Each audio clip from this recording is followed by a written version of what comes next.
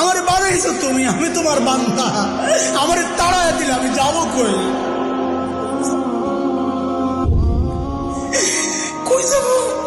তুমি ছাড়া মাফ করবে কে বলো? কার কাছে যাওয়া ভিক্ষার হাত পাতবো বলো? কি দোয়া শিখাইয়া দিচ্ছেন নবী ভাই, কি দোয়া শিখাইয়া দিচ্ছেন। ওইভাবে মালিককে বলেন না একা একা,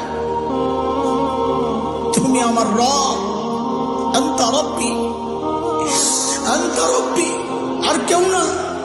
পাপ করছি তো তোমারই করছি, নাফরমানি করছি তো তোমারই করছি, আর কারো করি নাই। বানাইছো তুমি, এখন আমি যাবো কই? করে ফেলছি, এখন যাবো কই বলো? কি সুন্দর কথা।